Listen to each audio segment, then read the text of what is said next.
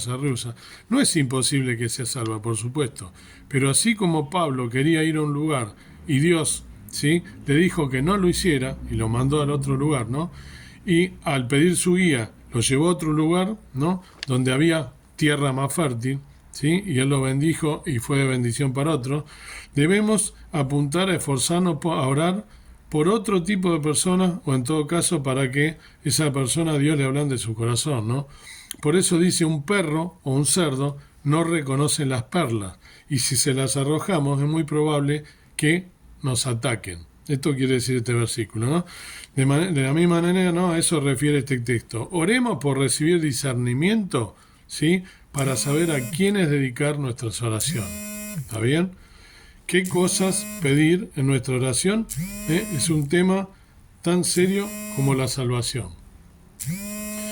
Jeremías 7:16.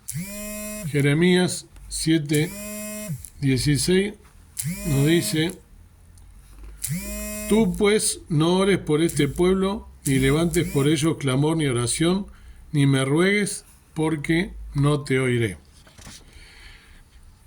Contexto similar al texto anterior, ¿no? Dios estaba llamando a su pueblo al arrepentimiento y ellos no lo oían, estaban volcados a la idolatría, no eran sensibles. Entonces le ordenó a Jeremías que no orare por ellos, porque no va a responder.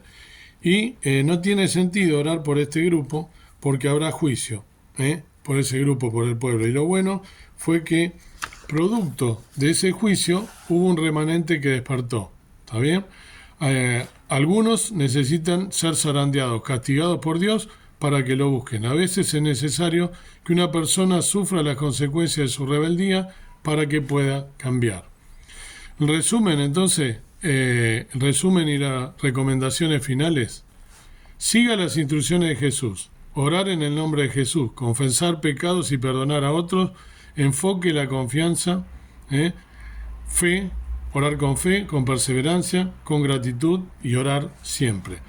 Estos son sabios principios para lograr una vida en oración y lograr un cambio piadoso, un cambio relacionado con la voluntad de Dios en nuestra vida. La oración se trata de una cosa: caminar, vivir, experimentar la voluntad de Dios. Así que, si no te comprometes con la voluntad de Dios, si tu vida de oración se basa en que Dios haga tu voluntad, es mejor que deje de orar. Eso no es oración, es una forma de idolatría. Podemos orar individualmente, en grupos, ya sea grandes o reducidos. No hay una fórmula de cómo hacerlo, pero sí lo debemos hacer buscando siempre su voluntad. Orar, orar y orar. Hay pocas cosas más importantes que la oración. Nuestras oraciones deben ser agradables a Dios, basadas en su voluntad.